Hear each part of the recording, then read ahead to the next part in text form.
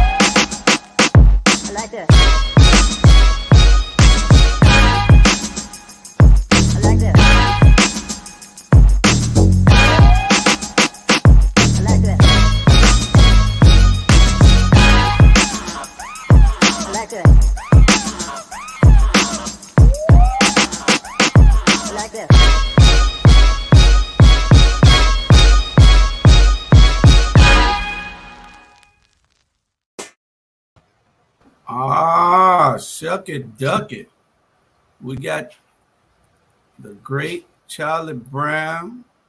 He's Hey, there. We Julius. got the great Issa Jesus.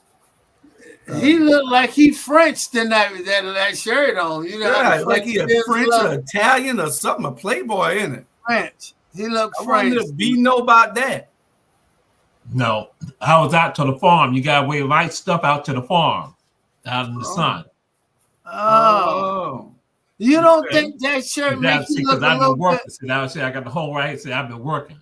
Great. I thought that was a design.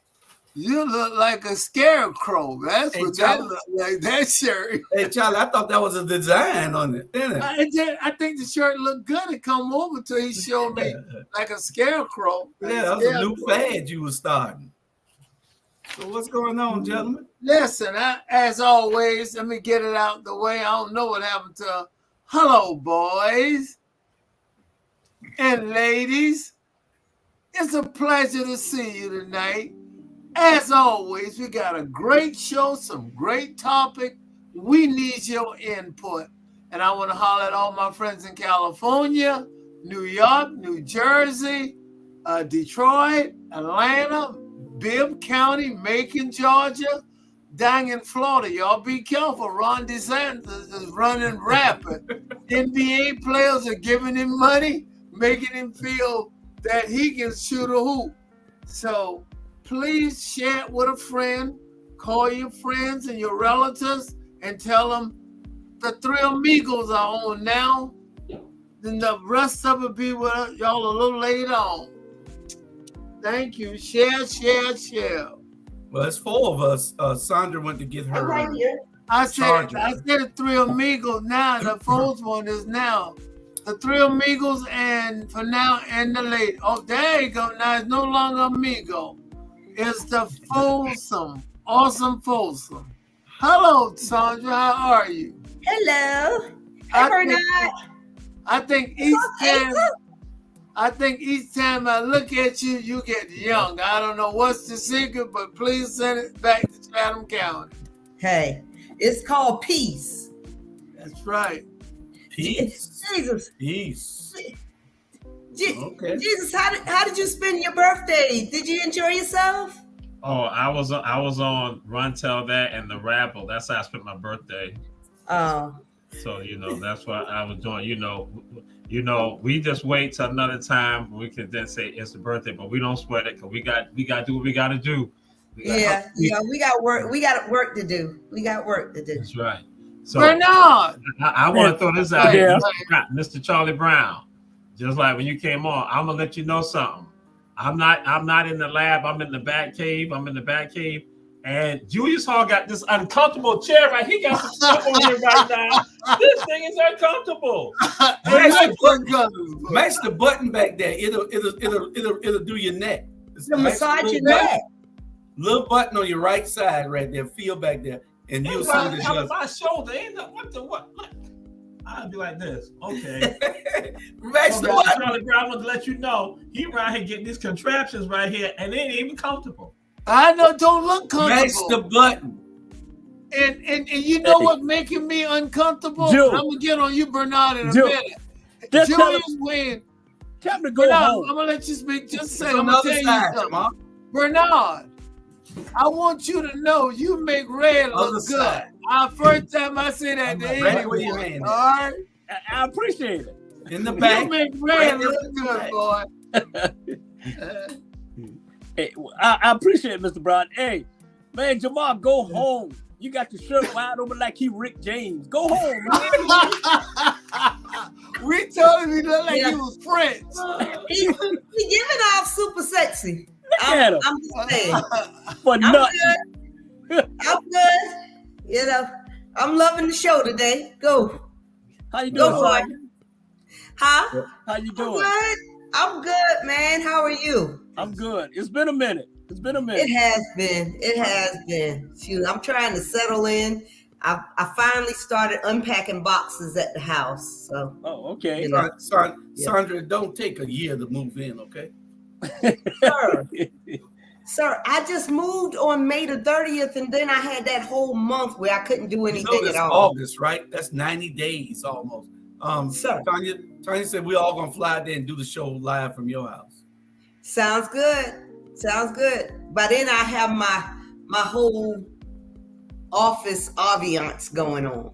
Julius, I can't make it. I'm a little bit under the weather. I can't make it Already? You under the weather already? You don't even know. What date y'all scheduled to fly out? You'll love Houston. If you come out here, you'll love it. You'll love Houston. I think I'm coming down with something. I won't be able to make it. I just want to let y'all know. Thank you. Go ahead now. Okay. Let's Well, get into sponsor these. somebody. If you can't go, sponsor somebody. No, Chuck, this is not a rerun. What? What's up, Bonwell? All right, Hey, Brother Bonwell. We got some interesting stuff tonight. Very interesting.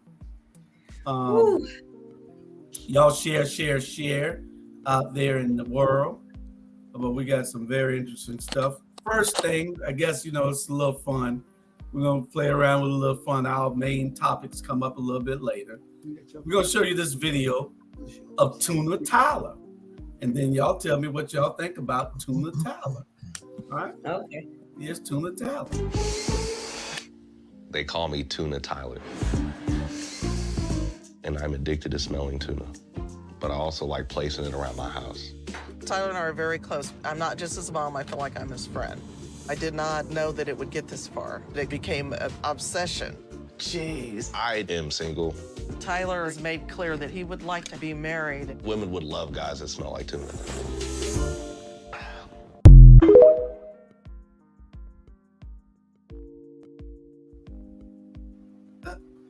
Well, who's first to get the tuna smell? I didn't understand it, but he was smelling tuna. Tuna. He got open cans as fragrances around his house. He got open cans of tuna and sardines around his house. Hey, he's smelling the wrong thing. Let me stop. Julius, this is a prime example of why you don't need to make the agenda any damn more. And I'm going to go ahead and take over this because you've gone totally off the rails. If you think that I'm going to use me or Jesus are going to use our perfectly good brain matter dealing with foolishness. I mean, that's Tuna Tyler. Some girls might think it's sexy. He had a good-looking girl there with him that was a wifey prospect. We got real things going on in the United States, and you're talking about the foolishness. Tuna Tyler. That's Tuna Tyler, girl. Don't you discount Tuna Tyler. Jamal, what you say? I can't believe that is real. I can't believe Okay. I mean, you know something. You know what's interesting?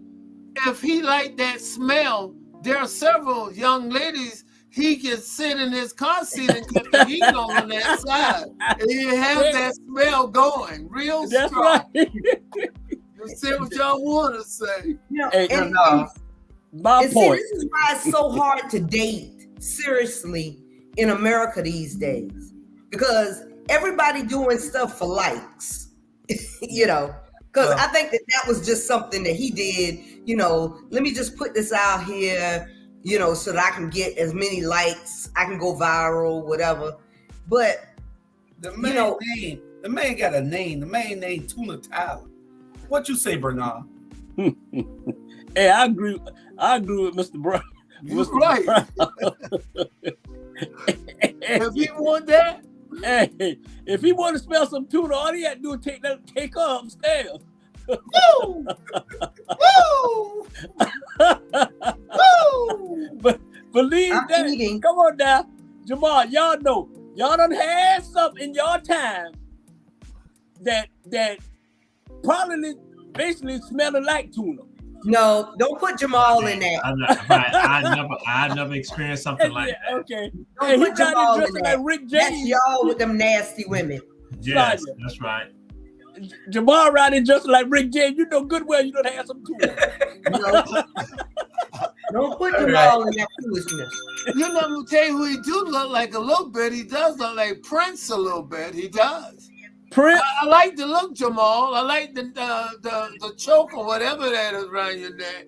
First of all, it's not a choker. It's just a simple chain. Stop that.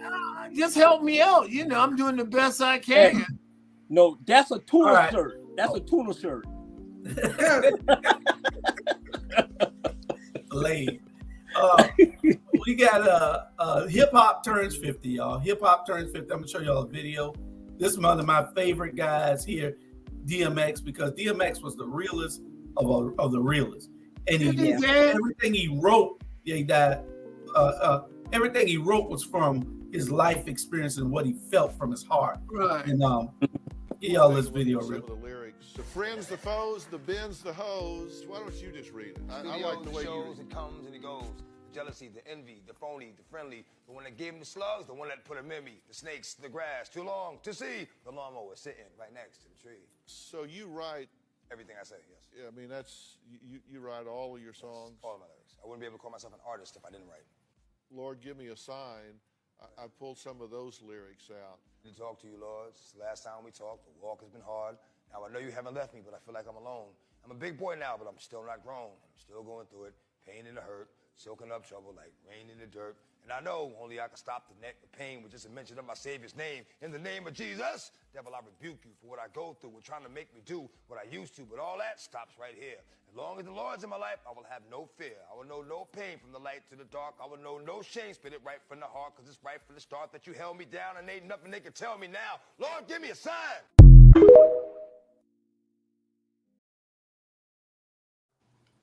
That Real- guy, That was real rapping there, Charlie. yeah, that guy is like, in my opinion, like William Shakespeare or something like that, or Langston Hughes.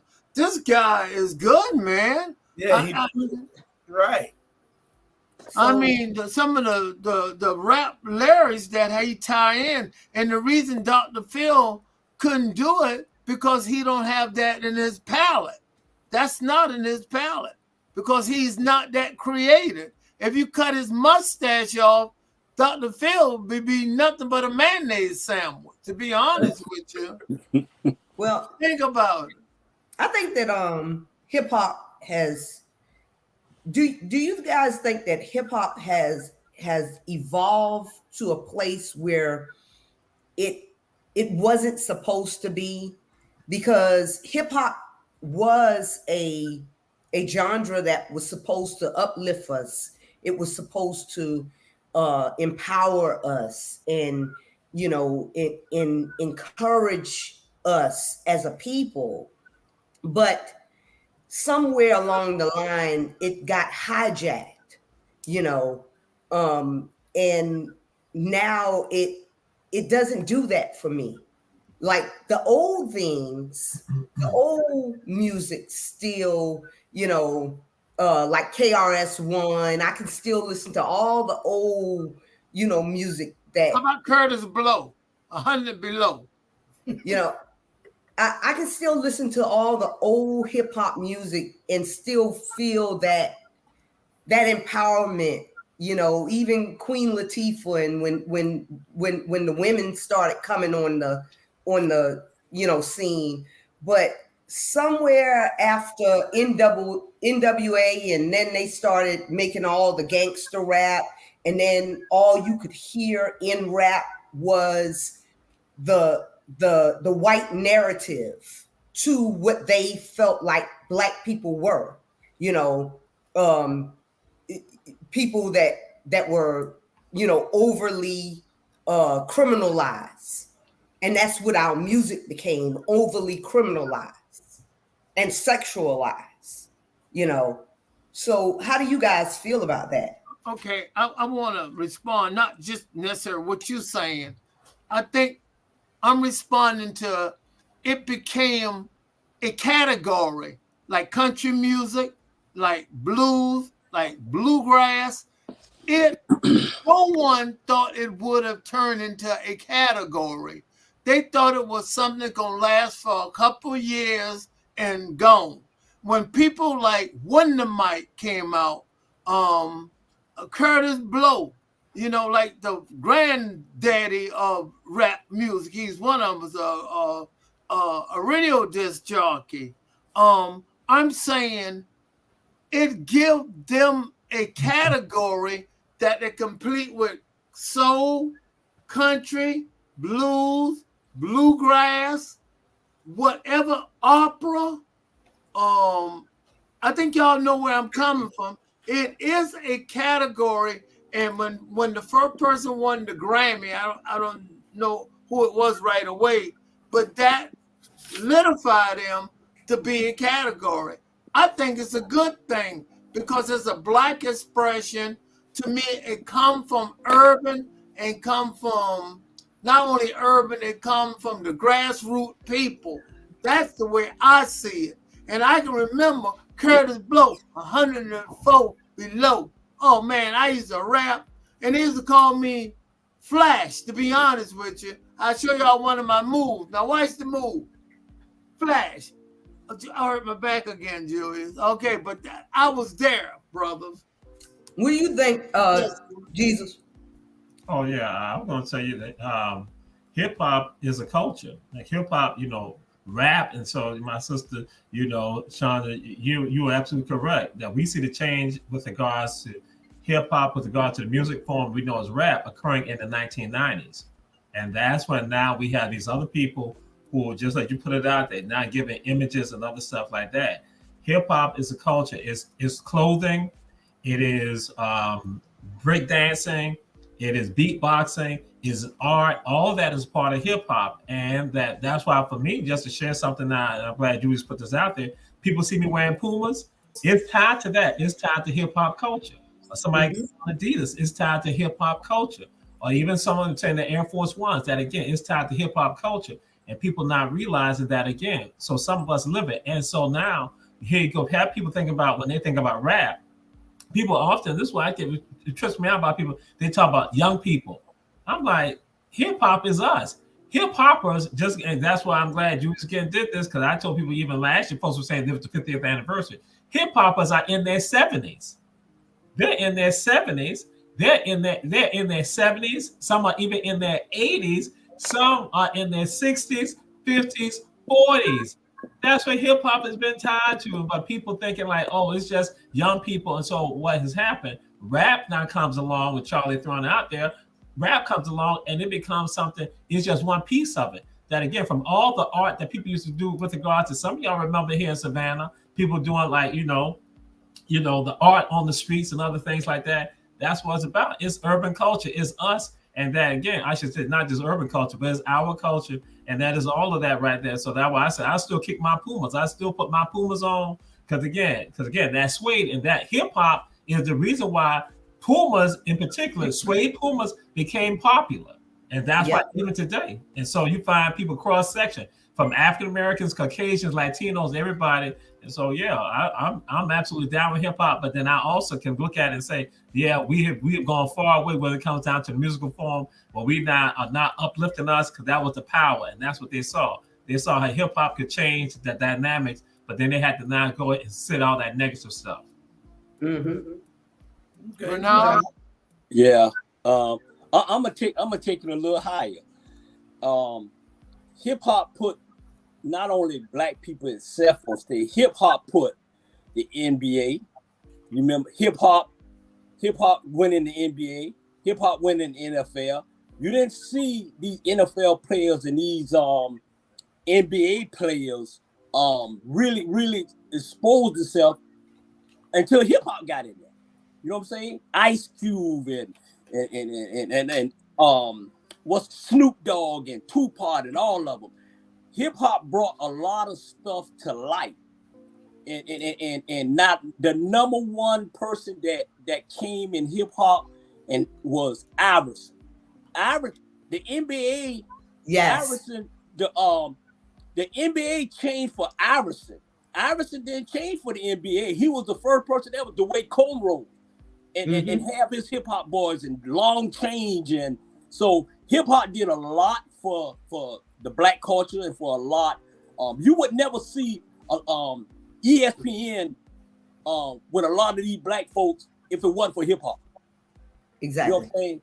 So yes, it changed, but it's still here, and the roots of everything. It started with that, and so now that's why you see so many black folks getting jobs in the NFL and all that. But yeah, they brought that culture in every way. That's what black folks do. That's what we do. You know, we can turn a apple into an orange. We can turn a banana into a fruitcake. That's what we do. We take over. Period. But do you remember back when Allen Iverson first came out with his braids and everything? Yeah. How they were trying to demonize him. Mm-hmm. I remember that. Yeah. You know, and they even, were trying to put in rules to make it, to prevent him from being able to play with his cornrows in his hair. Right. I'm concurring with you guys, and it is a culture, but you have to realize there's a music genre was out there. The music world did not want to accept it. What I'm saying, when it became a category, everything grew from that. Everything took place, happened from that. If they never would have recognized it, we would have still do it. But they decided they had no choice because the people was making the demand, because the people buy the music, and they had to make it a category.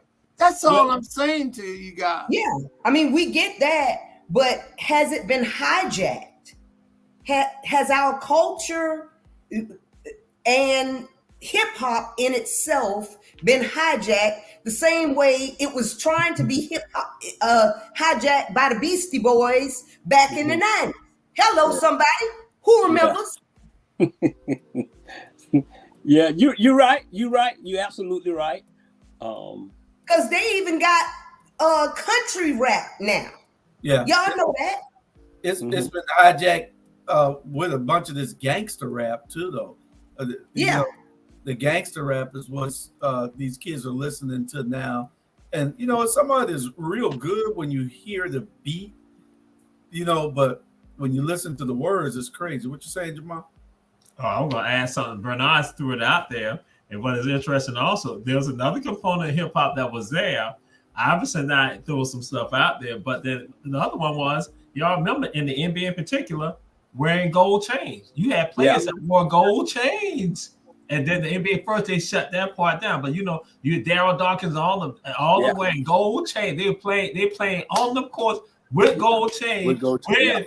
Then it was the harder time of the NBA when it was like, you know, when it was that Russell and Tussle, you know, NBA. So so and then bam, they shut it down. And so then but see, hip hop still continues. And so then now it's like right there in their face. So that was like Bernard said, I'm like, because you remember our folks were wearing gold chains and playing on them courts. Chocolate Thunder. Yeah, Darren Dawkins. Chocolate Thunder. The third person that ever came out of high school to play in the NBA. Wow. Yeah. Okay. Wow. Well, next subject is COVID is back. I was walking out the door the other day, and then did you see COVID? Yeah, and I saw it.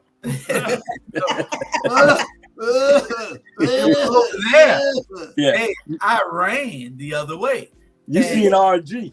Yeah, RG said but y'all see his comment, right? Hey, y'all saw his comment. Hey, where's his comment at? RG. He's talking about he late. He ain't late. He downtown with a guest from New Orleans who is partnering with Savannah nonprofits to address gun violence. Well, y'all should put him on the show. Exactly. What y'all doing downtown? They don't drink you. No, bring him on the show. You know, let's just call a spade, RG. If you're just going to be absent from the show, just be absent and be quiet. Touchdown. Say it again. Say it again. Be absent and be quiet, but don't send nonsense because people like me will call you out, okay? But I'm not going to do it tonight. Not really, but we know it's BS. Hey, Jim, I know that Charlie Brown keep me up in comments. I got to tell him to put Charlie second because the viewing audience might get a little bit puzzled, although his picture may be beside it. He need to put Charles the second or something like that on it because he confused me. I thought I was saying something. No, everybody know you can't type. You can't even get on the show without your wife. You know what? Am I shooting everybody? No. Girl, No. What you did is to prove self-hate. And that's what we talked about a couple of weeks ago. Our biggest problem is we try to put out each other too much. You know what you should compliment me on? You know what you should compliment me on? I'm damn near 75 and I'm still trying to give input and inform people. We know. But not you. But you wanted to try to embarrass me. No, nobody trying to embarrass you. Nobody trying to embarrass you. Shut up. We just said we know that you can't type. What's up, Charlie? What's up, Charlie? He got my father means something, it means business about a lot of things. But at the other times, a lot of people don't understand him. But when it comes to me, his son, I might say something on the mic on the typing side of it because I'm going to say something because I'm being real. In other words, my father is 70-something years old. But remember, he's the oldest one around in this adult group right here, right? So Thank you, Charlie. He had plenty enough wisdom to run things by y'all. Hey, sometimes and y'all we might not hold on. We cannot let you take over the show and talk like your daddy talk because you don't know when that's to it. That's no Browns. Yeah. That's no Browns. So you say your piece and move on now. We don't need That's good, son. That's good, son. Thank you, son. Thank you. I'm just being Charlie. I'm just being the second. Yeah, no. Sonia, see, Sonia, you started this whole mess. No, I just pointed out the fact that we all know that it's not you. No, Julian can tell you, I can type a little bit, but by the time the show will be off the air before I get something on there. Exactly. By the time you get the in there, we'll be done. But anyway, the subject is COVID effect. And I was about to tell y'all about COVID. Okay. You can't talk crazy about it, because they get crazy when you start talking about COVID. Now, so we're just going to talk generally about it. And because I know two people in my family that got it right now, and they had it before, and he called and told me that he had it now. So I tested myself yesterday, and I am proud to let you all know that this is my test results. Y'all see? That C stands for clear. That C stands for clean. That C stands for. I didn't know that. You ain't pregnant. You got one line. That's what it takes. One line. But y'all test yourself so you can not spread it around. Because Robert gonna tell us today, talking about he been down. But why you out there? I know it. Yeah. Just don't come around me with it because I don't want to be involved in that. That's something I know I can't do, so I don't want it, okay? And thank you, Miss Sandra. I appreciate putting things in light for me because I know I will attack you every opportunity I get from now on. You're so vindictive and soft-skinned and thin-skinned. To be so big, he's so soft. You're like No, I'm not soft. I'm not soft. I'm spongy, baby. Hey, spongy. Okay. He got a new name. We're gonna call him Tissue. Tissue. Tissue. Bathroom tissue. Yeah, come on, Tissue. But you know what? One ply, two ply. The thing is that COVID never went away. Right.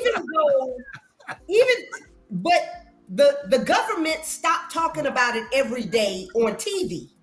And just because the government stopped talking about it every day on TV and they said, okay, well, we don't even want to report it through the CDC anymore, that didn't mean it went away because all of the nurses will tell you and all the doctors and people that still work in healthcare, they will tell you that COVID is still well and alive, just the same way the flu is. They had the herd immunity, and they figured that it was enough done to clear the air now, clear the path for everybody to go back to doing what they needed to do because it was damaging the economy, I guess. So, like you said, it never went away. No, Dr. Fauci said once it reached that plateau, the herd community, whatever you want to call it, but it was there all the while. It didn't really ever go nowhere. The numbers was down because you remember they said if it went hard enough, it will slow it down. And the summer was coming on, and that's what's happening. The fall will be back, and you will see it's not going nowhere. It's going to be just different versions of it, but it all still going to be covert. Yeah. I mean, people have been still dying. They just not reporting all the deaths. I mean, so. Yeah, I just don't want to take another shot, I'm going to take every time they have any type of, I'm going to take my booster the same way I go and take my flu shot every year, because Julius, you are in that age range where you should be taking your flu immunity every year, sir. 36? Boy, please. Okay. Yeah. Okay. All right. Don't they tell me in the Charlie? That's right.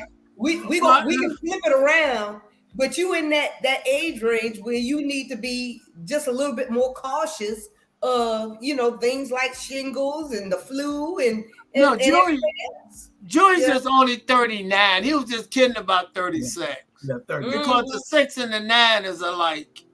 Mm-hmm. All right, next up. Lieutenant Governor of New Jersey, Sheila Oliver, she died, and we want to say goodbye to Sheila. Wow. Black Lieutenant Governor, state of New Jersey, and we just want to give our condolences to Sheila and her family. All right. Yeah. Wow. I didn't even know she was black. Go ahead, Jesus. But again, when they initially put the information out there, it still appears that no one knows what, or has there been some update as to why, what happened? Was it, was it illness? Was it something else that caused her to pass away?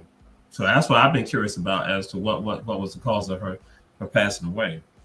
She's 71. Well, that's young. I mean, but that got to do with it. Charlie's 72. Yeah. Old age. Yeah. God only promised us 70. Yeah. That's scary because y'all say late 71, and I'm getting up there. I mean, what you say, Bernard? I said, son, you Jesus now? No. She need to get back on this air if she gonna be talking. I know it. I know it. With a halter top on. I hadn't seen that look. I mean, that's a long life. That's a lot of stuff. All right.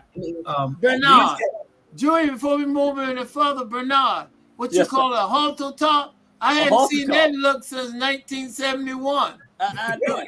That's that hip hop look. What? But that halter top you got. That halter top. They don't wear that no more, do they? Shoot, y'all should see what I wear in my off time. But anyway, I wanted to show y'all my new heroes. These guys are my new heroes. You got some Nigerian stowaways survive a 14-day trip across the Atlantic on a ship's rudder. Wow, that's determination. Really, they drunk ocean water.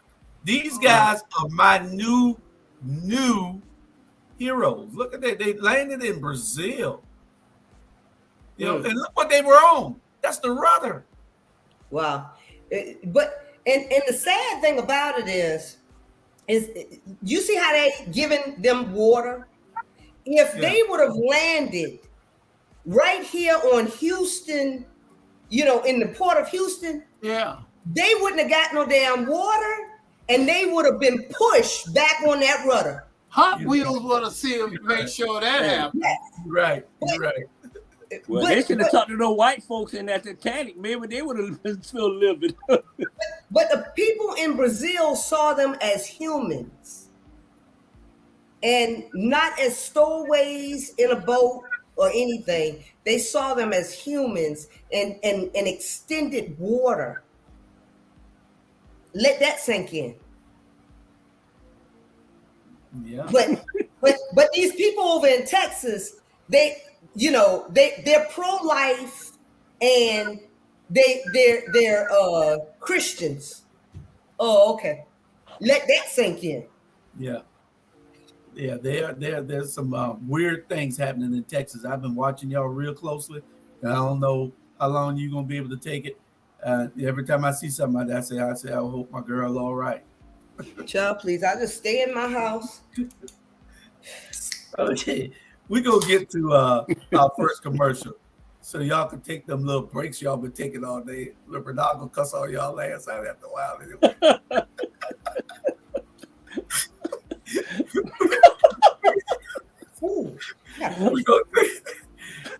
take a let me see, where is it at? We're gonna take a video, a commercial break or two.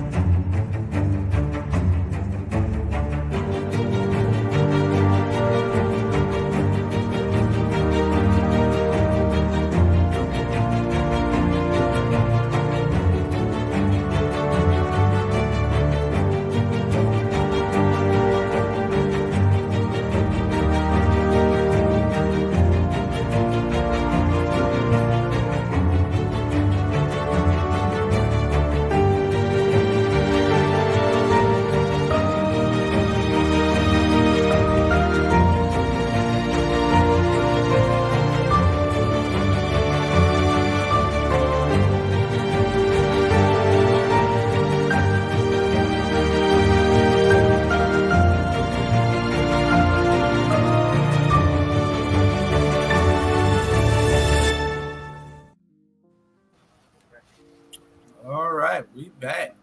We back. We're gonna get to our main topics right now. Our main topics.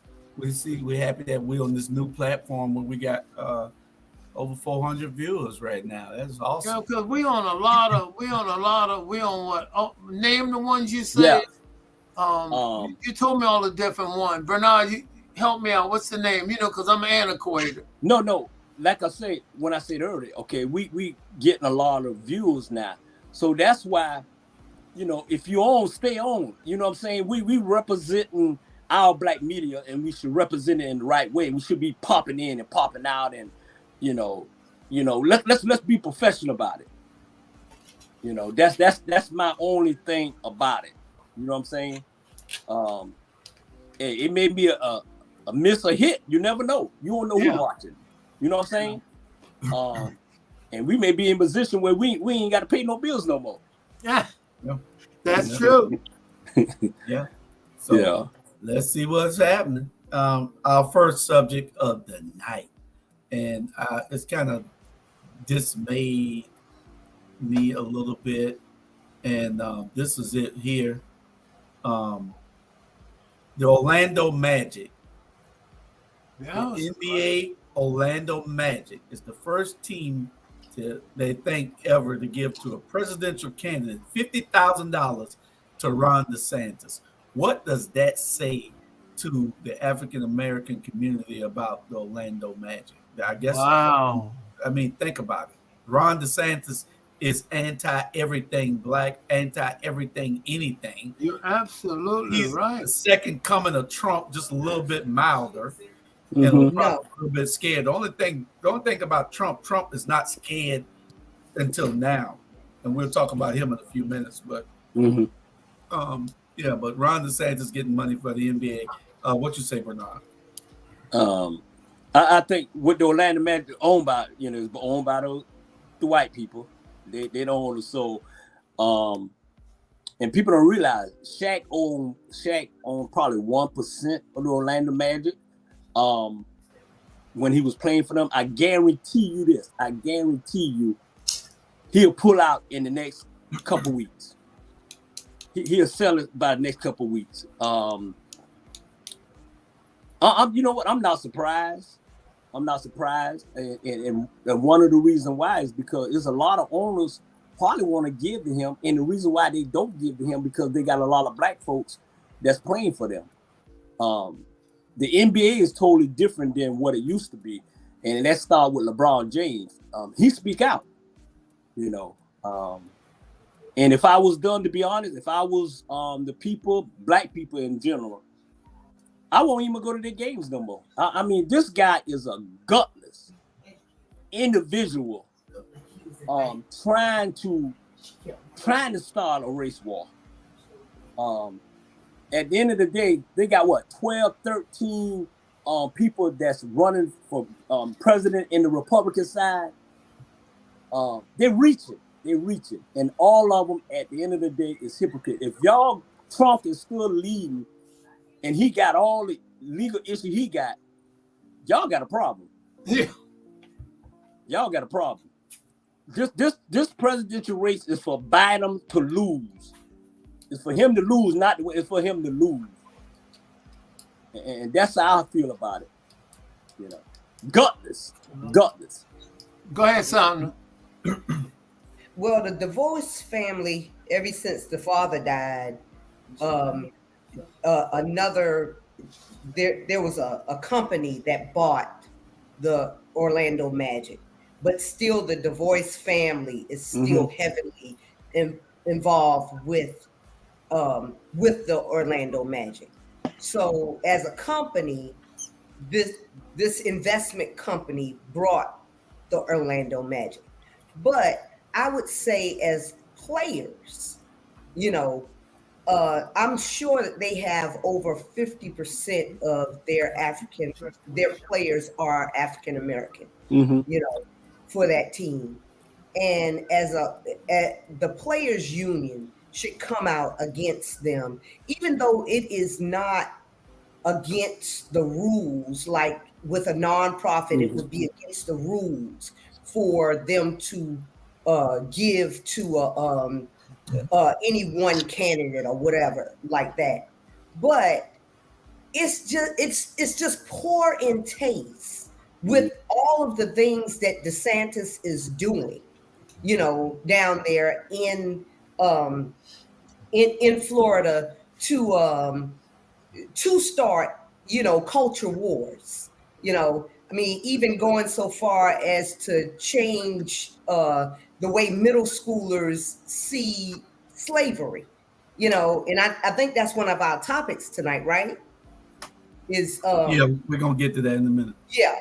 But you know, he is a disgusting man, you know, and I think that he's more dangerous than Trump because Trump is not smart.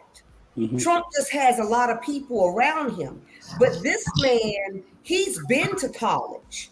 So he knows how to play the game, and then he knows how to say things the correct way, you know. So he's even more dangerous than Trump to me. Thank you. What you dealing with is you dealing with got a Harvard in the front of his name, and what he is doing, not only he's using his intellect, he is playing the audience.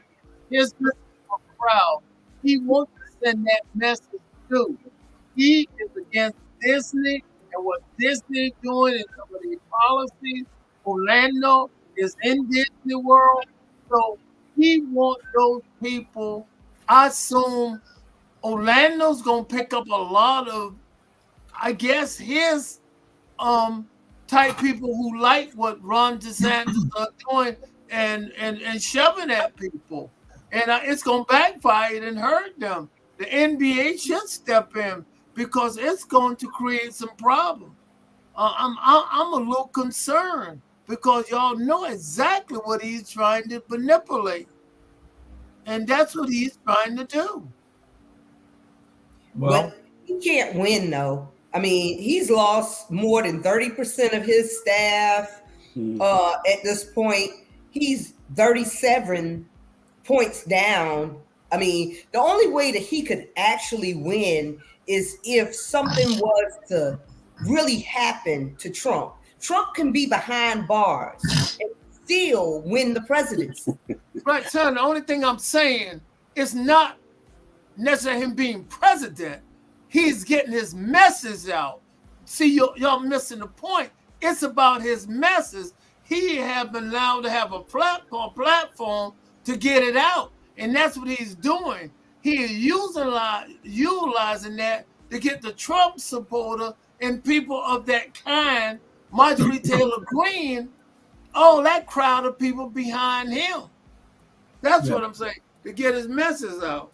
Well, we're going to talk about Trump in a minute because I want to talk Come about... on, say something, Joe. Go ahead, Jesus. Go ahead. Well, there's 2 points I want to bring up. The first point is this. There are shows on this platform, and one of them is called Ebony Sports Reporters, And this is crossing over to the boundaries of Ebony Sports Reporters, because Ebony Sports Reporters has the topic that they're going to discuss about Larry Nance, who's made a comment with regard to this. But Julius Hall is stealing stuff from Ebony Sports Reporters. And also, Julius Hall has gone and stole stuff with regards to another topic. That's the last topic that you have on here. So I want to let people know, Ebony Sports Reporters are not happy with regard to what's happening on the Rabble, but that's fine. This is a free country. You have free choice. You can do what you want to do. So the second point is this right here. Guess what? This is not the first time this has happened. It's not just what the Orlando Magic, but you've seen NBA owners previously. You've seen NFL owners. You've seen Major League Baseball owners. You've seen all major sports owners have contributed to campaigns for Ronald Reagan, the Bushes, along with regards to Donald Trump. They have been supporting these people all the time. That has always been out there. And so they will continue to do that because, again, they are not us. Well, we're not getting these positions to not become owners. And I'm talking about substantial, major factor owners, not just with regard to getting a player in, but also determining what is going to be the philosophy of these companies, which are sports entertainment. That's what we really control. That's the real power right there. It's not just having a figurehead like Magic Johnson. But then again, Magic, some people say, hey, I'm like, how much will they be able to do with regard to really making changes for our people and politically with regard to this? Because this is not the first time, and it's going to continue until we start realizing something Bernard has said. That is absolutely correct. That it's just like people saying boycott not going to Florida. Folks now need to go and say, hey, listen, we need to boycott and not go and support the Orlando Magic, even when we come to our cities. When they come to Houston, when they go to LA, when they go to Atlanta, say we are going to boycott their games. So then that way, that's what now you hit them in their pockets, that will bring about change. Economic. So that's why I'm just throwing it out there. So we need to be addressing that because they have historically, and they're going to continue. They support the governor in Alabama, the governor in Texas. They support the governor. So again, monies are coming from these people in these states that again support people who go against our best interests. And so what I'm going to need to do, I'm going to go finish up our topics that we have, because I have topics I saw from last week for Ebony Sports Reporters. And so thank you, Julius Hall. Well, you do know that they cover the same subject on a bunch of shows. If you just watch a little bit of TV, they cover on all types of shows. We can't just talk about it on the Rabble and leave it alone. We got to talk about it on the Rabble. We got to talk about it on Run Tell That. We got to talk about it on Ebony Sports Report. Anywhere that we get a platform that we can talk to people, we need to talk, because it's not the same audience everywhere talking to the same people. So, what happens is that some of it is exclusive. That's why they're going to say exclusive. That means that it is all by us. So I'm just going to share. But I'm going to leave that alone. So we're going to say, God bless y'all. We might come back in if I'm finished, because we have an associate producer who now says she got to have the stuff right now, even though you have breaking news that happened even after midnight. But the only thing I like to say about what Julius have done is that he have hurt football, NFL, or the drop off this season, because he shouldn't be wearing that jersey. He don't even look like a football player. I don't know what he looked like. And number 5, name me one person who number 5, Julius Hall. Jeff Garcia for the San Francisco 49ers. Oh, I never heard. Julius. Hey, let me take up for Julius right now. Let me tell you something, Mr. Brown. That boy right there sitting in that corner was a hell of a quarterback. Y'all don't get it twisted now. Hey, he was a hell of a quarterback, basketball player. Hey, trust me. So, Mr. Brown, you about 6'8" and you rolled the bench for 4 years. Jamal, Jamal, you never played sports. Okay, that's why you're looking like Rick James now. You know what I'm saying? And Sonya, you my girl. Go ahead now. First of all, I did play sports. Played basketball. I played softball, because they didn't let us play baseball. But I played softball. But I played basketball and I played volleyball. Was you a cheerleader? Was you a cheerleader? No, I didn't have time for them heifers. But I played sports though. Thank you. Well, you got on their shirt. I want to say you played tennis. Oh, I played tennis. Yeah, I'm in the Hall of Fame at Jenkins. I'm in the Hall of Fame. Is drinking a school?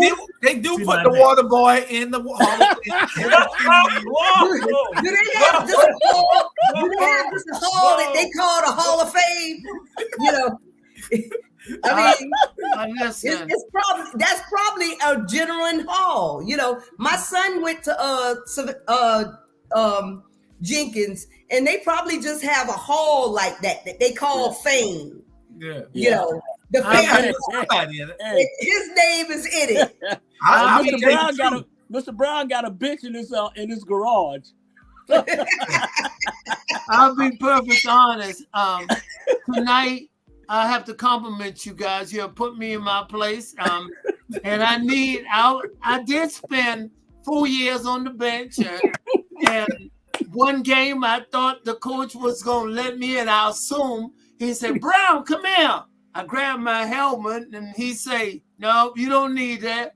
I looked at him. He said, "All I want you to do is get me some towels." And I said, "Yes, sir." So, Bernard, I want to thank you for letting the viewing audience share that. Sonia, I want to thank you for letting them know I couldn't type a lick. So, I'm going to be leaving the show early tonight. Don't leave.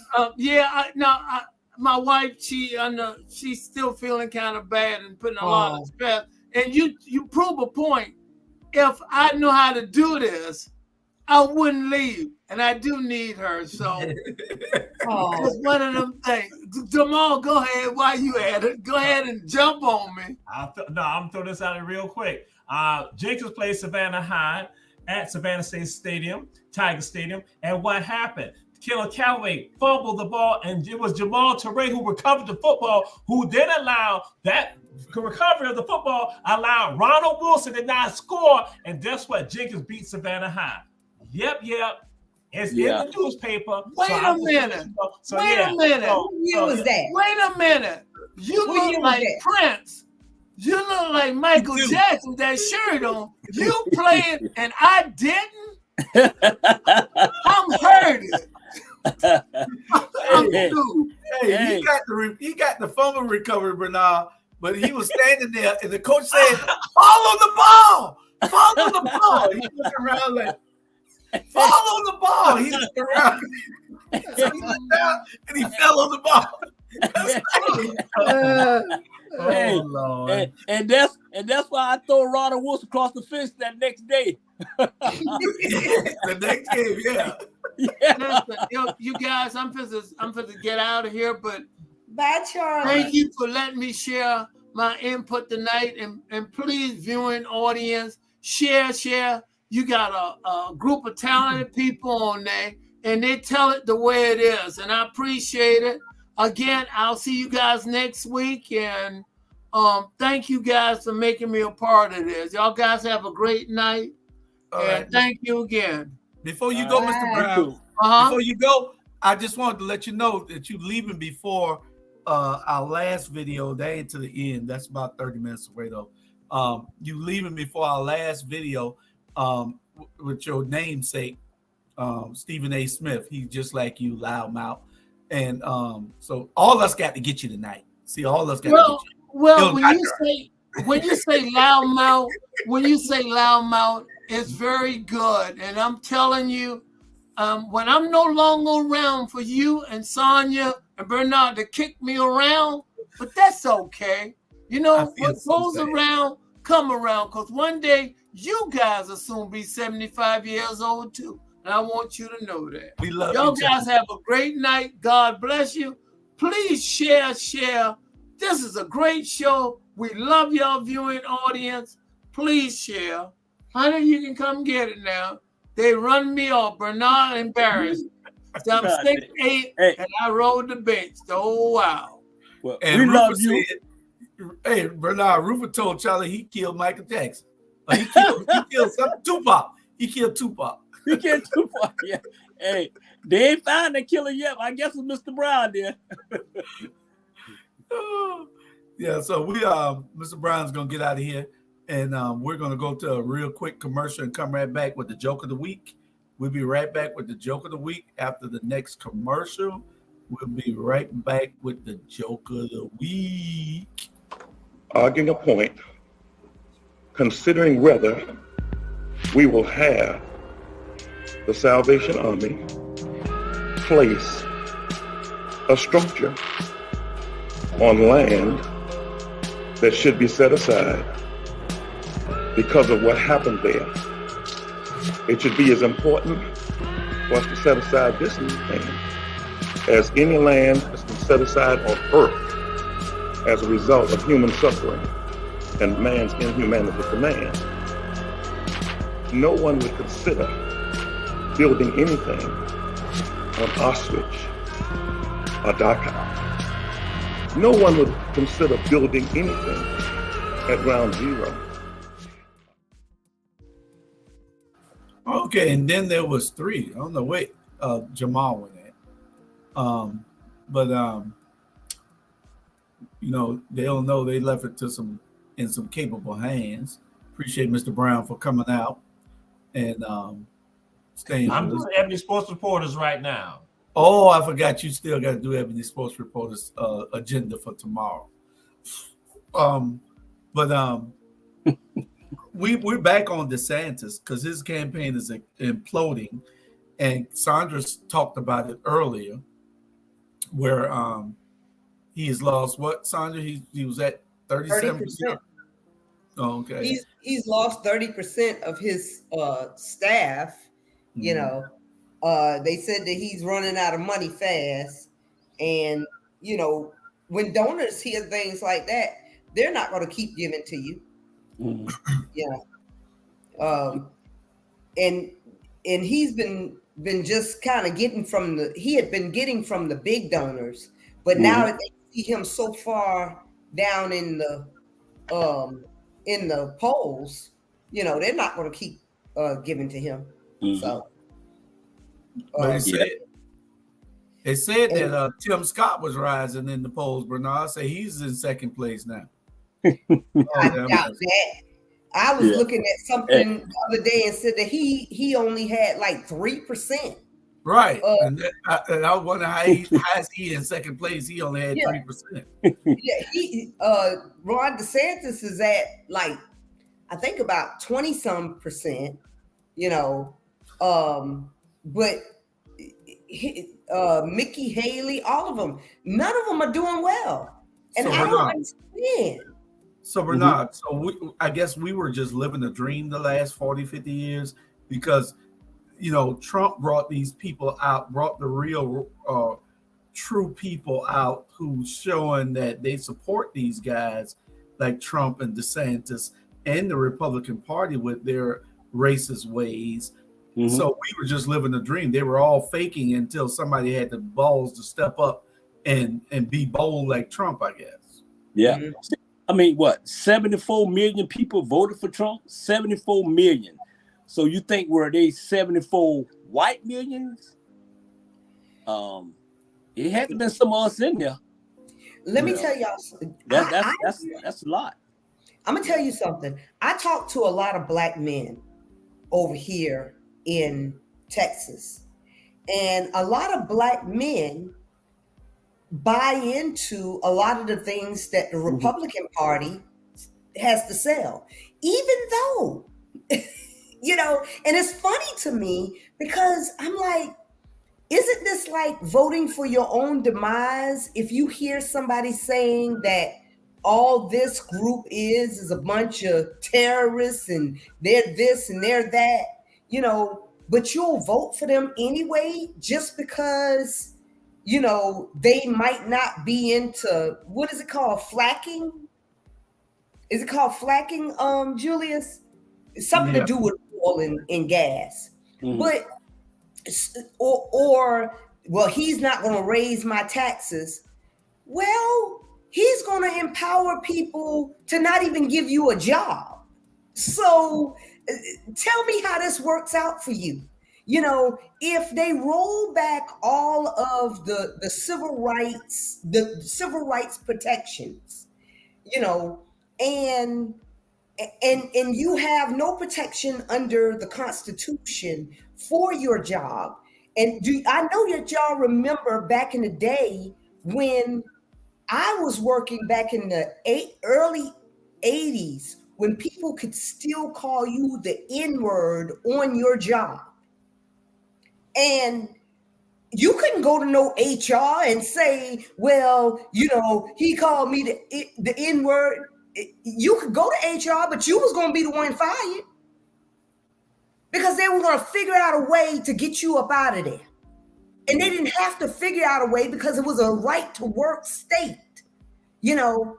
So if they roll back all of these rights that we have, why are you voting for people that would support stuff like this? But Black men are doing this. And they're even quoting, they have the talking points of a lot of these Republicans. Yeah. Go ahead, Bernard. I don't think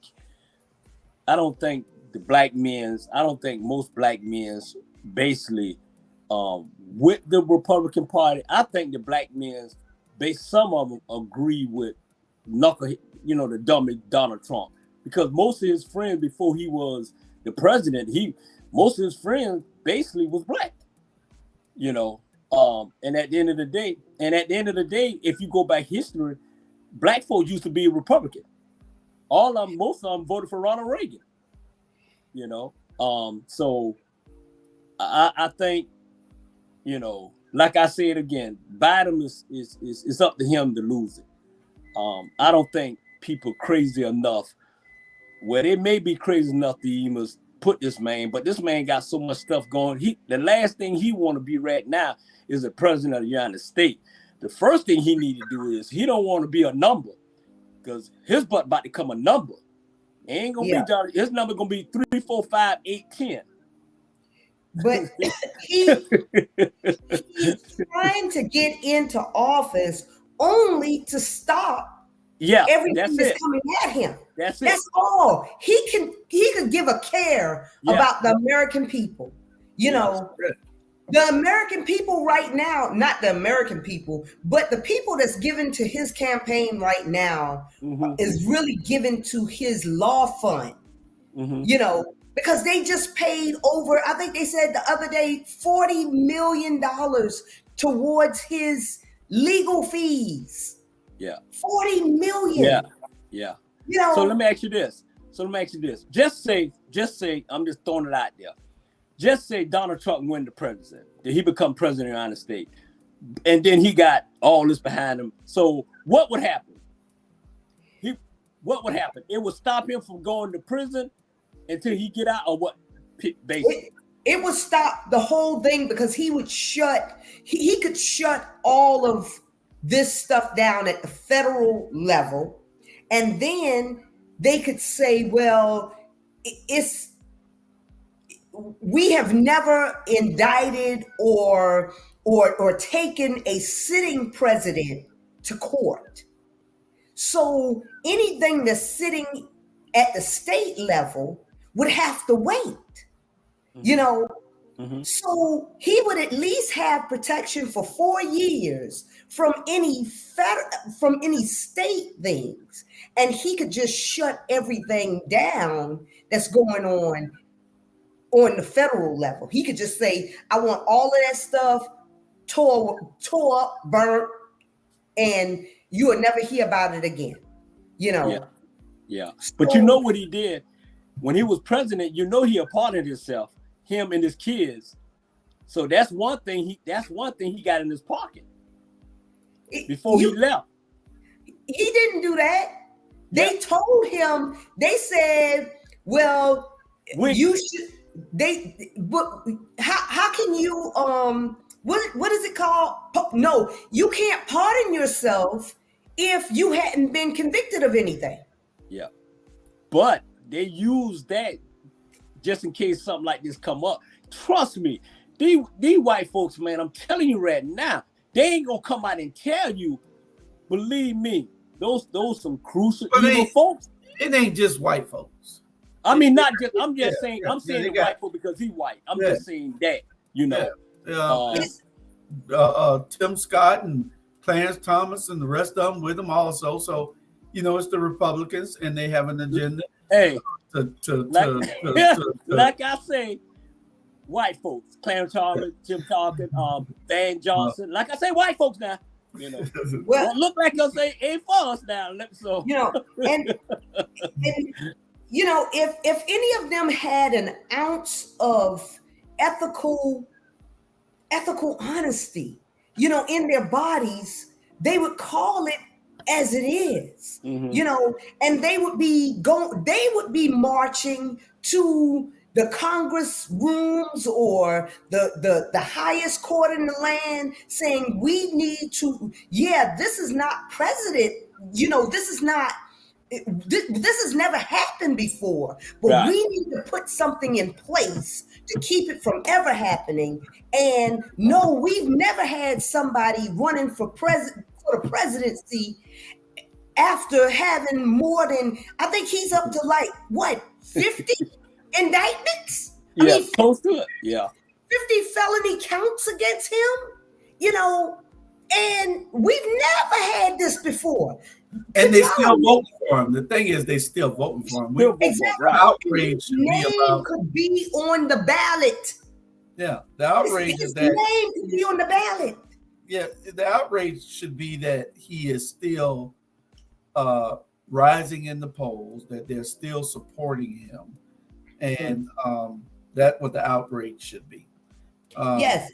We got to channel our energy into looking at what we can do to stop him, and what bringing information is the only way now, and advocating for whoever is running against him. I know everybody's saying that we got to be able to see who's coming out of the Democratic side also, and we can't kill ourselves just because we don't like somebody in the Democratic Party. We got to be able to say who's going to be the worst, of the two evils. Is it Donald Trump? We already know what he's going to do. He's going to hang us. So we got to be able to say that we're going to advocate for the right candidate in those presidential races, in all races, really, for people who care about who seem to care, or at least show that they care, or say that they care. Now, Trump ain't gonna show you nothing. They ain't gonna say nothing. They ain't gonna show you anything. So, it's that way. And did y'all see how all of this stuff is impacting even our credit rating? And our credit rating impacts everybody in the United States that does anything. So here it is. We've been in an imbalance for all of these years. And especially we were in turmoil when he was in office. And then after he left office, here's Congress not wanting to, they don't want to move. They don't want to do things. Now they have pulled our credit rating. So now instead of us being a triple A, we're like a double A plus. So we went down. The dollar value has gone down. So that means something. We are the laughing stock in this world. Yes, we are. Period. Yes. That's why these countries do whatever they want to do. They not afraid of America no more. Period. Nope. They say we weak and they like, y'all clean up your house for y'all try to come over here and clean up somebody else's house. Y'all got a man done did so much in it, and he gonna be the next president of the United States. Y'all trying to tell us what to do, man. Please. And then we taking all our money to fight a war that's not an iron war. And every time Ukraine knock on the door, Biden want to give them $50 and $60 something $million. Man, please, we're gonna be broke. But in about 5 years, we're gonna be bankrupts. Yep. And then we got, they're bringing people in from, all those people that they brought in from Afghanistan a couple of years ago. Yeah. They're bringing in Ukrainian immigrants and stuff like that into here. They're housing these people and giving these people money, but yet we still have homeless situations. In every major city in the United States, we have situations where children are going to sleep hungry. But yet we are still helping others. And I'm not against helping others, but I'm going to feed my children first before I go to, giving out handouts to other people. And as long as we have these major things where we're just moving around homeless people just so that we don't have to see them, that's a problem for me, Well, we we just got to watch it. We got to see what's happening, and we got to stay woke. They're against people being woke. They want you to be asleep because that's where they can do everything to you once you sleep. But before we get on to the idiot president, the idiot ex-president who's been charged again, we're gonna do our joke of the week. So here's our joke of the week, people. So you had this Sunday school teacher that been teaching her class all week long about Jesus Christ, and today was the day that she took them in front of the rest of the church to show them what they learned. Now, they did get a new student. His name was Tyrone. He came and joined the Sunday school class yesterday, but the teacher said she's just gonna let him sit in the back and watch the rest of the kids since he hasn't been here all week. Now, they got in front of the church, got on stage. She say, "Can anybody tell me where does Jesus live?" Stephen raised his hand. She say, "Stephen?" He say, "In heaven." The whole church started clapping. Ashley raised her hand. She said, "Ashley?" She said, "In my heart." The whole church said, "Oh!" They started clapping. Stop. Nobody else raised their hand. The teacher said, "Can anybody else tell me where does Jesus live?" Nobody raised their hand. Finally, Tyrone raised his hand. Teacher kind of hesitated a little bit. She said, "Tyrone?" He said, "In my bathroom." Everybody was looking confused. The teacher said, "Did you say in my bathroom?" He said, "Yeah, because every morning my dad be banging on the door saying, 'Jesus Christ, you still in there?'"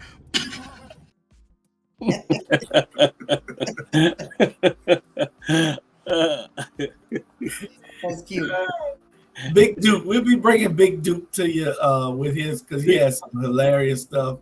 And we'll be bringing Big Duke to you hopefully once a week until Sean comes back. We want to send our condolences out to Sean. His father passed, and we want to just tell you we love you, brother. And if you need anything, just give us a call. We'll be calling you after the show anyway. So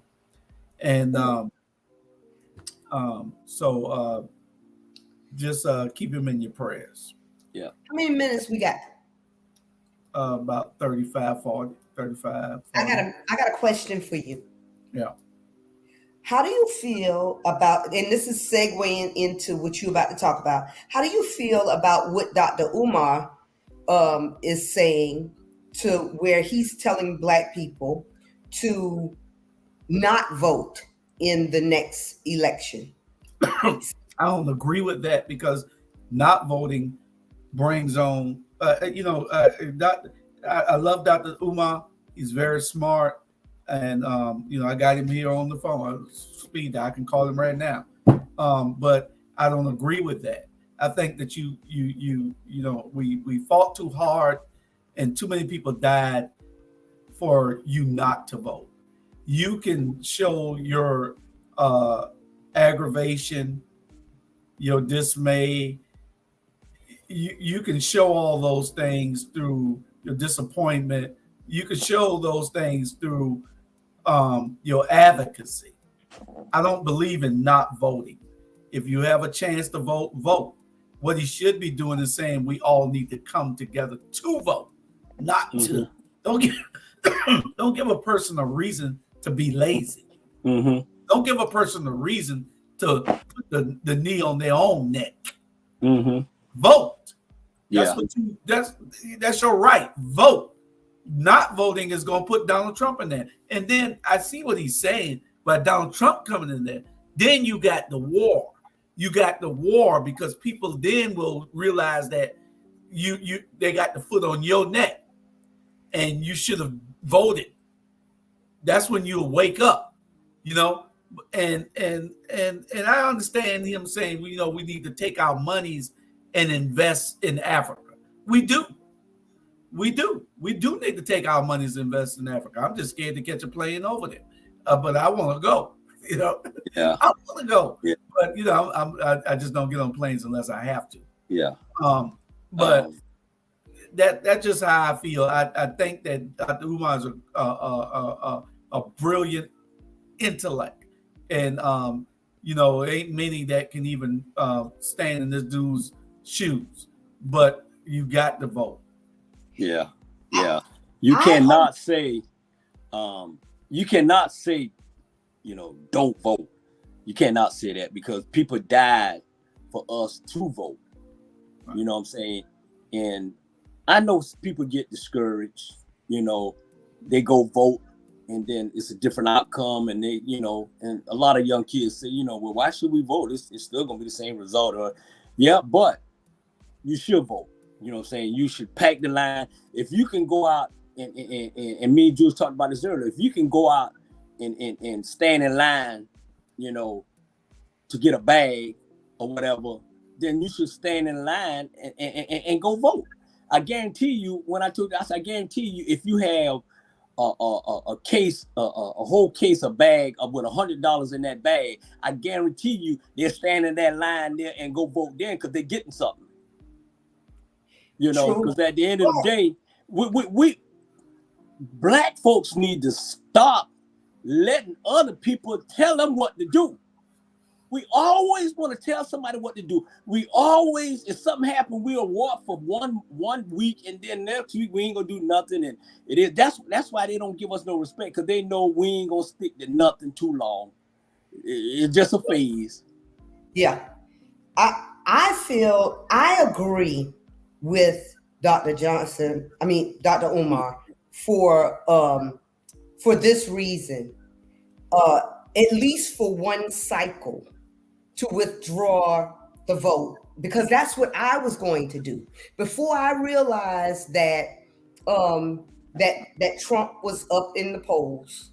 I was going to withdraw my vote from the Democratic Party or any party for one cycle, because you know, I'm tired of the Democratic Party taking my vote for granted. You know, they take let me ask you a question then. that black women are just going to continuously vote. But when it's time to do something, because see, I'm still worried when my son leaves out the house to go anywhere in the car, because we do not have an anti-policing, you know, bill or lynching, you know, our children bill. Are the Republicans gonna give you that? Well, you know what? I believe that if we make a statement to say, if you want my vote, you have to take up my cause. You know, I understand exactly what you're saying. The thing is to stop, and the Democratic Party does need to change. They're too soft, but you don't make your situation worse. You just brought it home. Why would you make your situation worse? It's not going to get better for you. Why would you make your situation worse because you want to prove a point to somebody else about something that, you know, you could probably advocate a little harder for? You know, it ain't about us not voting. It's about you getting 10 other people to go to the polls. Put a little bit more effort in that. That's what we need to do. Put a little bit more effort in getting people to the polls and calling and making people vote. Every time Tanya go to the polls, she carry about 5, 6, 7 people that she know ain't gonna go unless she call them. She call them and take them. But that's what has to happen. We got to be more participants in the process than just naysayers, being negative influences in it. We got to be able to tell people that Martin Luther King and John Lewis and all these people, now we want to make a point. They died. Now we want to make a point that we want to show the Democrats something for one cycle. Damn, showing the Democrats something. Get involved in your local party. Do you go to that? You know, there's a lot that you can do to get involved. And you don't do that. People out there, you don't do it. Don't stop complaining. You got a lot of young people ain't voting at all. But when these people start putting the foot on your neck, then you feel it. Then you want to say, what can we do? Oh, hell no. You should have done something then. Yeah. Well, And I the agree. first thing you need to do, you need to register to vote. Yeah. I agree. There's a lot of people out there not registered to vote. I agree. And my thing is this: if you this the problem. Okay, I have never, and I tell me if I'm wrong, y'all too. I haven't seen nobody have call out at a park or whatever and say, we're gonna start a register to vote. Anybody that's not registered, we're gonna have this register to vote on a Saturday, all day Saturday, a half a day Saturday. I haven't seen that since when? I haven't seen it in a long time. Well, I mean, sometimes you have it when they have the back to school things and, stuff like that. It's always in conjunction with something. Not in Savannah. Not in Savannah. I don't know. But back in the day when we were doing things like that, because we did do things like that, but the thing is that when we are standing out, and because they're making things hard, they're making it harder for us to vote. But when we when we stand in line in a lot of our districts where we have to stand in line 8 whole hours to vote, and then we stand in line for 8 hours or even more sometimes, and then 6 months after, a year after, we are 3 years into, or about 3 years into this administration, and many of the things that the administration said, this is what we were going to do, even at the local level. This is the things that we're going to do. The Savannah table never came about. I mean, y'all remember the Savannah table? That never came about. Just like the George Floyd policing bill never came about. The only thing that we got is a federal holiday that we didn't even ask for. I didn't ask for.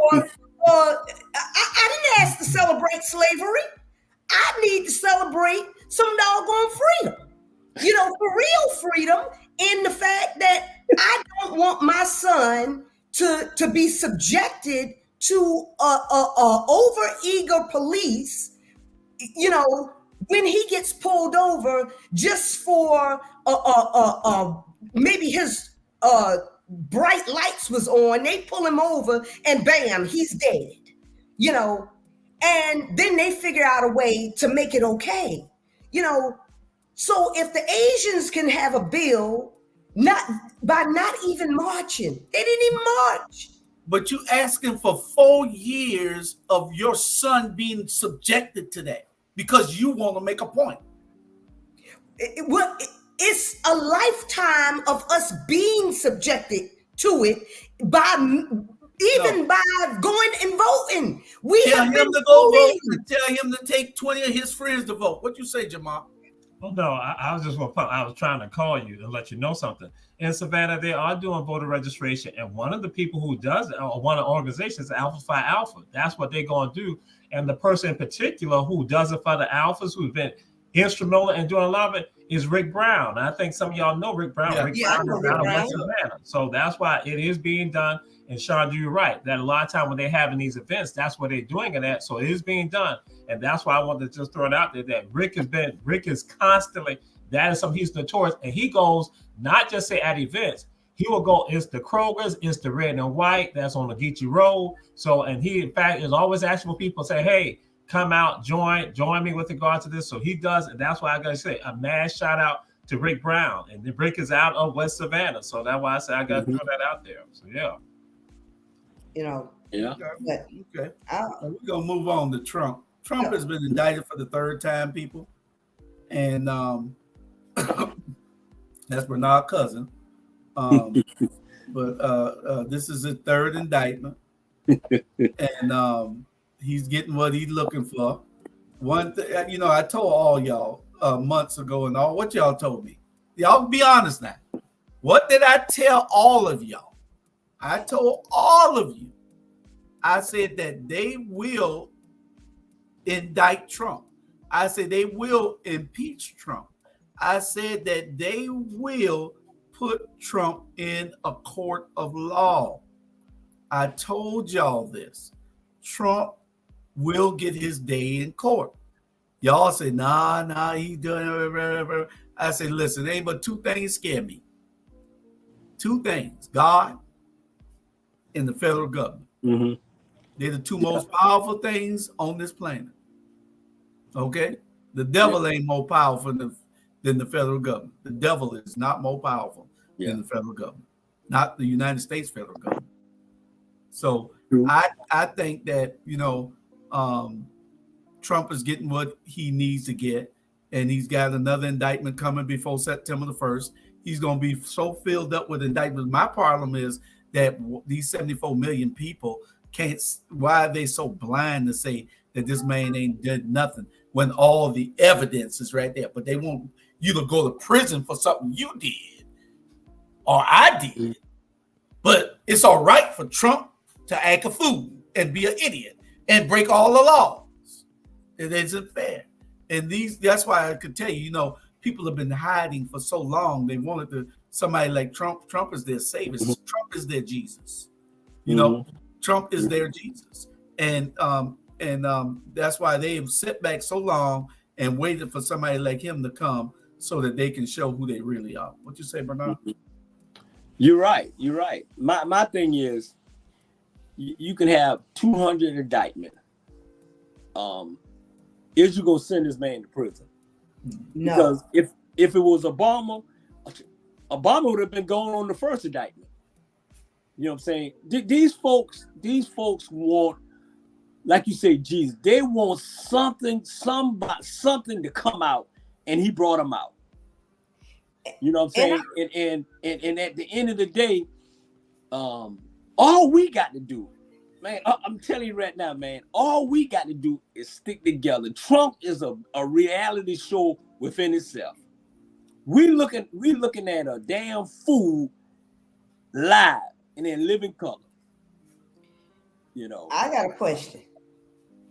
Why are they not making him pay a bond?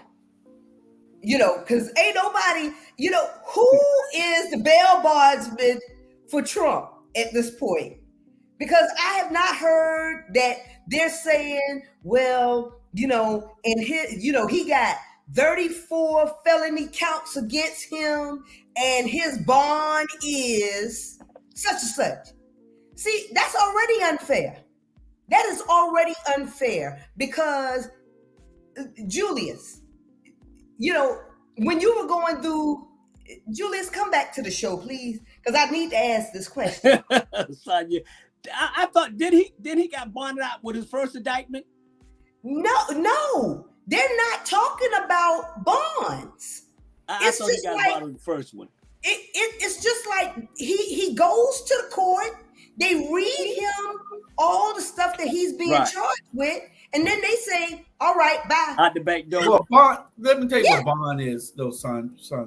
The bond is for people that they don't know whether they will appear in court.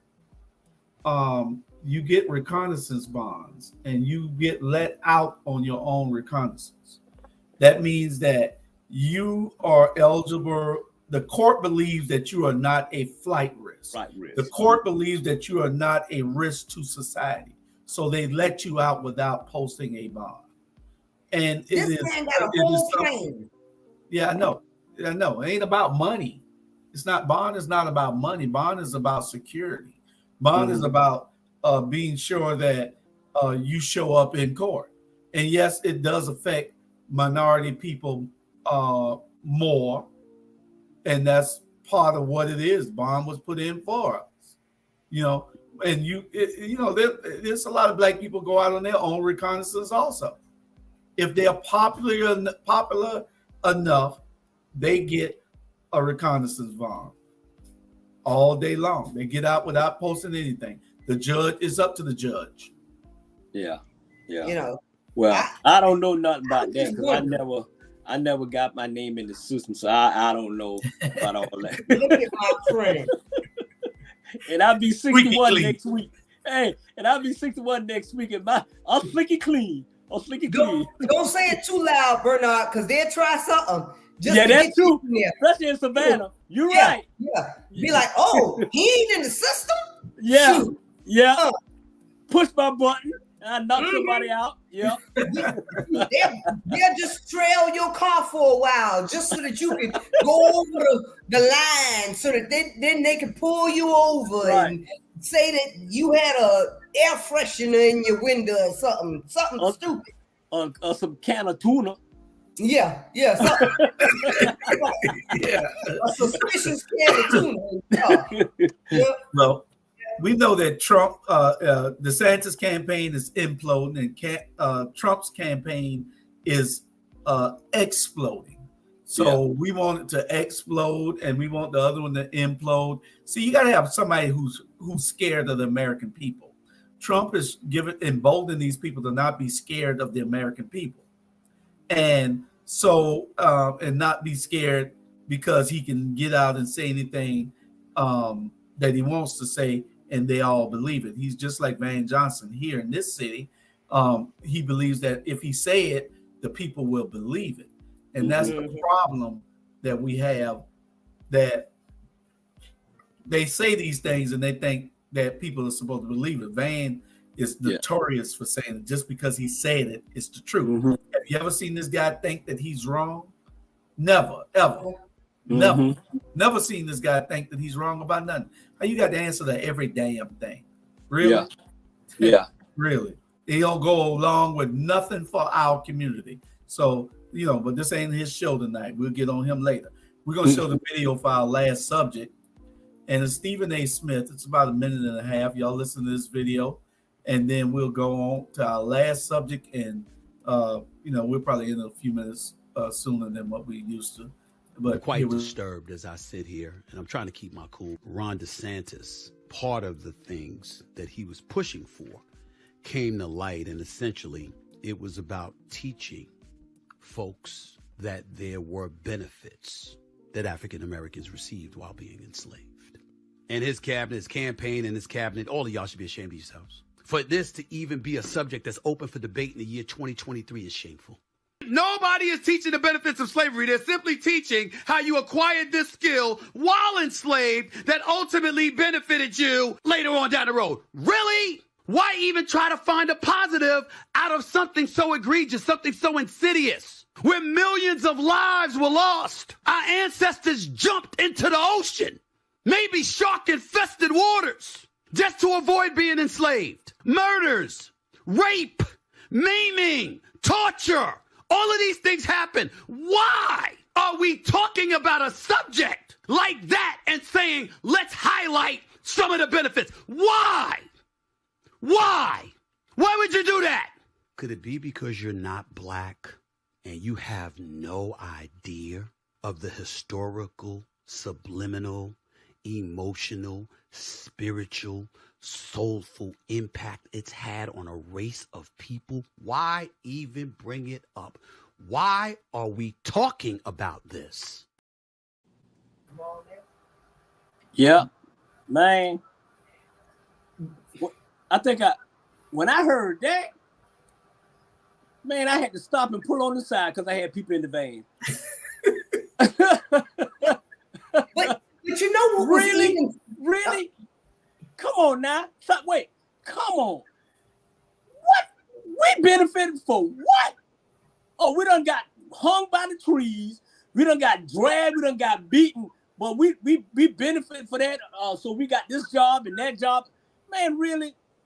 These damn folks done lost their mind. They done lost their mind at the end of the day. Normally, I don't agree with Stephen on too much, but I agree on that one. And for anybody to think some foolishness like that, they done lost their mind.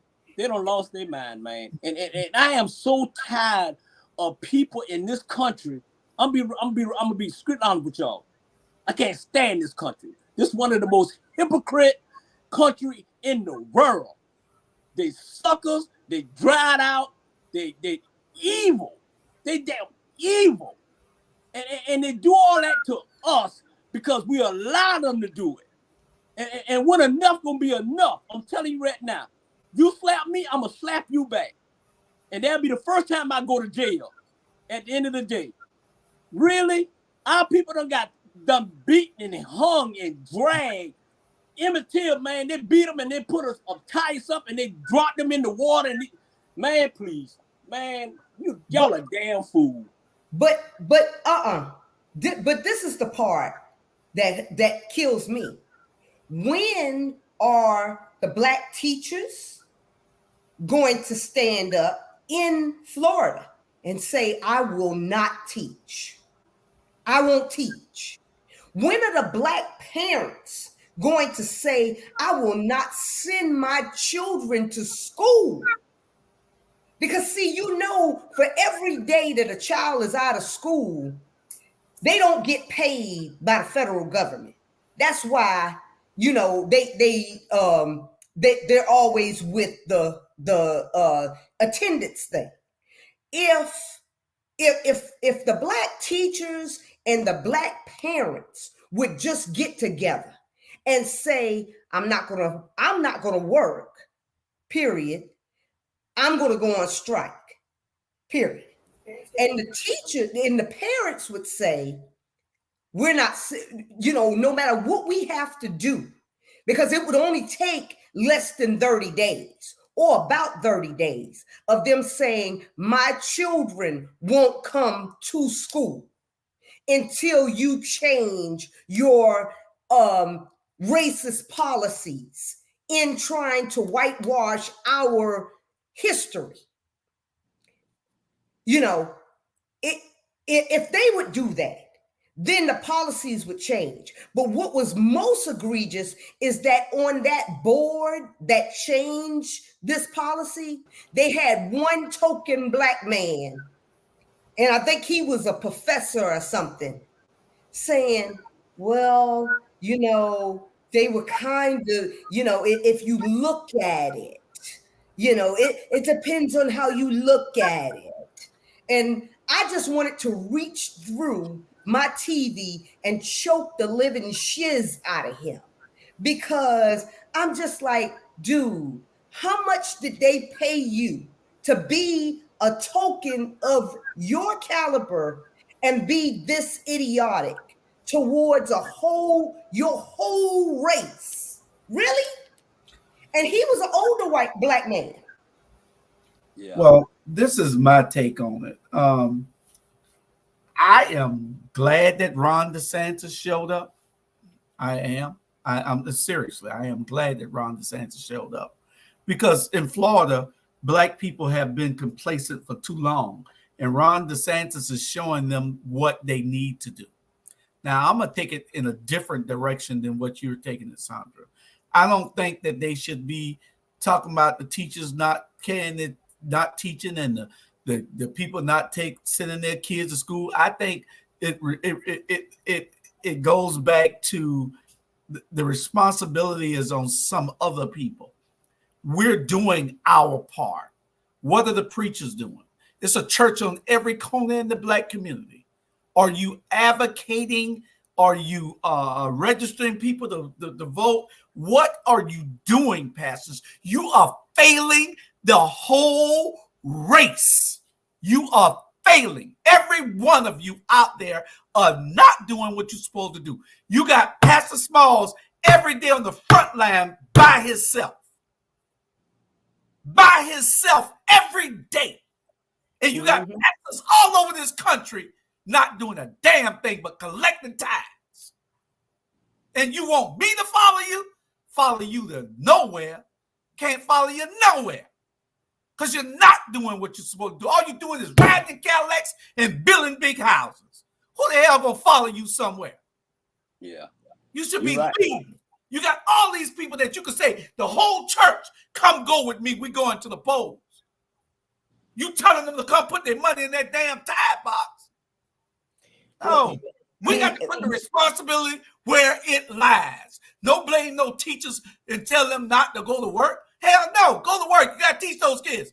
What you got to do is blame those pastors. Blame those parents. That's who you blame. The ones who think it's too cold to go vote.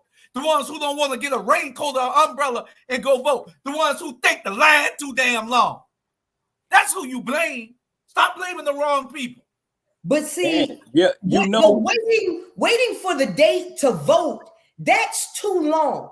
See, because it needs to be an immediate reaction to an immediate situation. And yes, I agree that the pastors should be speaking out and saying, oh no, this should not work. But the teachers that have to teach the history or the math or however they trying to put it together, the social studies, they should be saying this is wrong.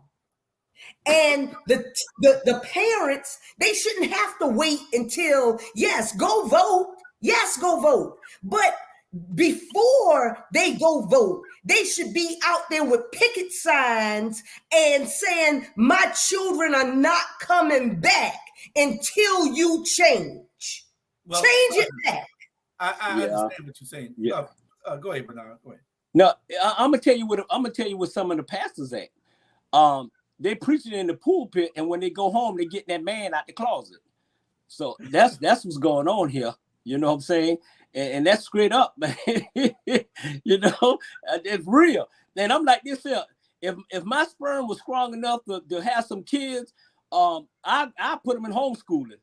You know, but that ain't gonna happen because ain't strong enough to have no more kids. So at the end of the day, you got to. Man, it's hard. It's hard. I mean, I understand what you're saying, Sonia. I understand what Julie's saying, but man, it come to a point where, we have to go. And I always say this: I thank Martin Luther King for everything he did in this country. I really do. But I'm floating on with Malcolm X. By any means necessary, we got to save ourselves. By any means necessary. Bernard, but you don't mean that though, Bernard. Yes, I do. You don't. Wait. I mean it. I mean it. But listen to this though, Bernard. Okay, because by any means necessary, right? Remember back, well, you don't remember it, but you close enough to it to remember it.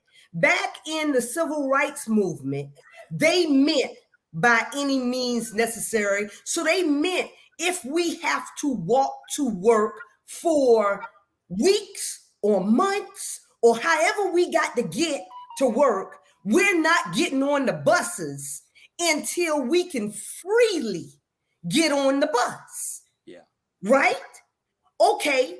But the problem with us today is that nobody wants to sacrifice anything. Nobody wants to be disturbed, or they don't want their lives to be disturbed. Oh, well, what I'm going to do with these kids if they home with me? Yeah. Well, you're right. You got a good point on that. But all by any means necessary didn't mean everything you just said. By any means necessary, it can go to your left too now. That's true. You can go to the left too. They had, and I ain't trying to. I'm not. Trust me. Let me say this. My opinion and what I'm saying do not have anything to do with our black media. Just Bernard Brown opinion. So let's get that straight. So that's my thing. You got to do what you got to do to protect your family. At the end of the day. They say, America, you hate America? Not me. Not myself, America. Good. Not myself. I'm a different kind of America. I'm a different kind. You know what I'm saying? Yeah. But okay. Seriously, I'm not gonna let nobody come in my house that don't live there. Okay. I'm gonna have the last word and just say this. It's a long time coming that we need to hold the right people accountable. The church was all we had 50, 60 years ago. And the church has gotten away from doing what it should be doing. You got pastors out there that are on the front line, and I'm talking about prominent pastors. You got some other pastors. You got and I know I missed some. Pastor Larry Gordon, Pastor Rufus Bright. They're out there with Pastor Leonard Smalls. But you got to have other pastors that say, I'm going to bring my flock with me. You're feeding these people poison every week. And if you don't come out to do what you're supposed to do, to raise up a people and to give them, I'd rather you have all those people die in the streets than be a slave behind the doors. You can't not fight. You have to fight for what you believe in. And I say this all the time. We're in a sunken place. And if the pastors would just stand up, you got all these people going to the church. We got 980 churches here in Savannah, 950 or 850, something like that. 900 churches in Savannah, in Chatham County. You know, so that means there's one on every corner. We only have that many street corners. You know, I passed by the other day. I said, "Damn, there's 3 churches right there in the same block off of Main Street." What the hell? I mean, but think about it. You got all this power, and all y'all want to have is a meeting so you can find out when the next revival is, so y'all can all come to each other's church. Ain't damn that. I'm just being real, man. I'm tired of it. Yeah. These pastors have they have an obligation to the people. They have an obligation to God, and they are not doing what they're supposed to do. And any of them got a problem with it, call me, and I'll tell you. Because if I didn't see you out there, if you ain't out here advocating on your platform every day, damn a nonprofit. Who the hell give a damn about a nonprofit when the whole world is going to hell? Nonprofit, 5013C. Who the hell care? Better get some profits. Hey. You called. You ain't called to do nothing but take some money. And then if you don't like it, call me. You got my number. You got y'all can come on this show. Especially the ones that's selling out. Yeah. Anyway, you're right. You go there, but y'all took me there. But Wolverine came out there. You're right. And not only that, and we need to go down there to City Hall and clean some houses or clean some desks or something, man. You know, so you could clean City Hall out. That's it. In a bunch of cities in Chatham County. We coming. Damn thing you could do about it. Anyway. Last words, real quick. Great show. Hey, good to see you, Sonya. Hey, nice. It was deep. Y'all got deep. Y'all got 110% deep today. That Rufus say he fight for the people. He was raised by a civil rights woman. You was, and we need more pastors to step up. Stop worrying about what the take is, and wanting to ask them to give a little bit more. No, you give a little bit more, pastors. All y'all out there. You know, don't like it, call something. You don't like it, call Bernard. Yeah, let the church say amen. Let church say amen. All right. We'll see y'all next Wednesday. Don't forget Ebony Sports Reporters tomorrow at 8 p.m. We got 3 shows tomorrow. We got Mona Lisa Monroe at 10 a.m. Y'all know we got Litway Community Baptist Church at 8, but not tomorrow at 10 because Mona Lisa comes on at 10. At 6 o'clock, you got Taking the Journey Together, Love and Relationship Show with the Sharon and Craig Butts. And then at 8 o'clock, you got those handsome guys on Ebony Sports Reporters. All right? All right, y'all. All right. Have Good a night. night. Y'all be good. Love y'all. One love. And pastors, get out the pulpit and get in the streets. And get those men's out the closet.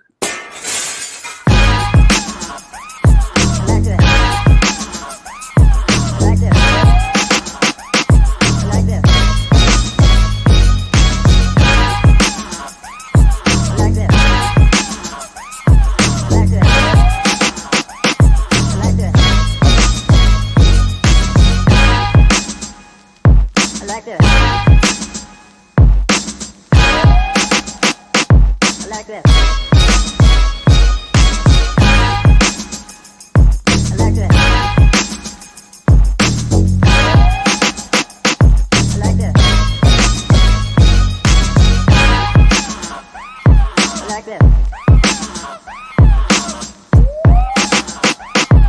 like that.